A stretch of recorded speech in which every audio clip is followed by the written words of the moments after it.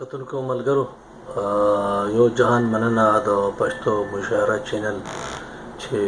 هغوی ماته عزت راوبخو او زه د دې قابله وګڼلم چې زما هم څه تور ټکي چې کوم دي نو هغه خپل چینل ستاسو سره زمزمه کوي نو یو ډکې غون شان غزل دی عرض دی وایي څه عجب شان دنیا ده خلک ټول دی ځان پرسته څه عجب شان دنیا ده خلک ټول د ځان پرسته نه پچا پاتې حیا ده خلک ټول د ځان پرسته زوی د پلار نه ډډه کاندي لور ته مور شوله ناپوهه زوی د پلار نه ډډه کاندي لور ته مور شوله ناپوهه او ښځه خاوند له بېنوا ده خلک ټول د ځان پرسته ښځه خاوند نه بېنوا ده خلک ټول د ځان پرسته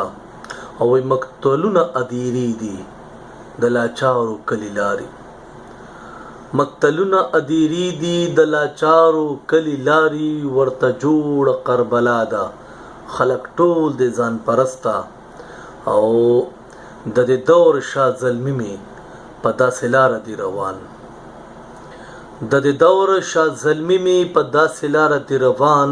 جونې ځان ته دی حیرانه خلک ټول د ځان پرسته او چې د کور درشل دی جوخته ویني ولی لوګي تندې چې د کور درشل دی جوخته ویني ولی لوګي تندې وګي خېټه هم بلا ده خلک ټول د ځان پرسته چې د کور درشل دی جوخته ویني ولی وګي تندې وګي خېټه بیا بلا ده خلک ټول د ځان پرسته او د غټ خېټو په نظر کې د غریبو دا معیار دی د غټ خېټو په نظر کې د غریبو دا معیار دی سم انسان ورته گیا ده خلک ټول د ځان پرسته د غټ خېټو په نظر کې د غریبو دا معیار دی سم انسان ورته گیا ده خلک ټول د ځان پرسته او دا نعمت چې لکه غر دی په عمل او موقف کې دا نعمت چې لکه غر دی په عمل او موقف کې دا د مور خوږی دوا ده خلک ټول د ځان پرسته څه عجیب شان دنیا ده خلک ټول د ځان پرسته نه پچا پاتې حیا ده خلک ټول د ځان پرسته ډیره مننه یو جهان مننه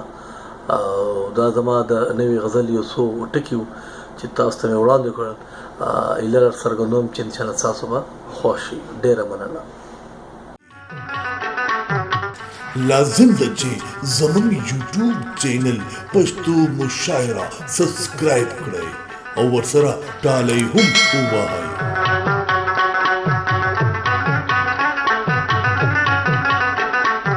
چې هره ویډیو د ټولو نه اول تاسو وګورئ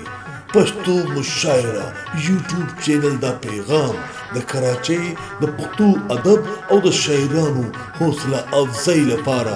زمزمه کړې شوې د ملګرو سره شیر کړئ